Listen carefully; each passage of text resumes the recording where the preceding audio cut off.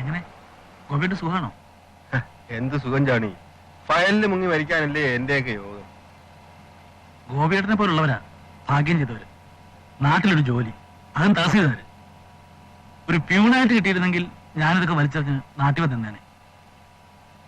വീട് പട്ടിണിയായപ്പോ ഒരു ഗതിയില്ലാതെ പോയതല്ലേ. എന്തായാലും എന്താ, എത്തിപ്പെട്ടില്ലേ? മാസം കൂടുമ്പോ ആയിരങ്ങൾ വരാല്ലോ. ഇവിടത്തെ പ്രസിഡന്റിനേക്കാൾ ശമ്പളം ഉണ്ടാവില്ലേ എന്തായാലും. അതിന് അറബികളുടെ തെറിയും കേൾക്കണം. പിന്നെ മരുഭൂമിയിലെ ചൂടും. വന്ന് നോക്കിയാലേ അറിയൂ ഗോപിയേട്ട അതിന്റെ ഒരു രസം. ഗോപിയേട്ടൻ വലിക്കില്ലേ?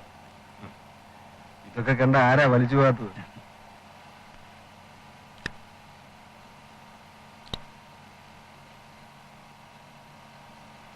ജോണി പോയിട്ടിപ്പോ ഒരു 3 കൊല്ലമായിട്ടുണ്ടാവില്ലേ? 3 അല്ല 5. അതിനിടയ്ക്ക് ഒരിക്കലും നാട്ടിലൊന്ന് പോയി അല്ലേ? അത് വെറുതെ വിസ മാറ്റാൻ വന്ന. അത് ശരി.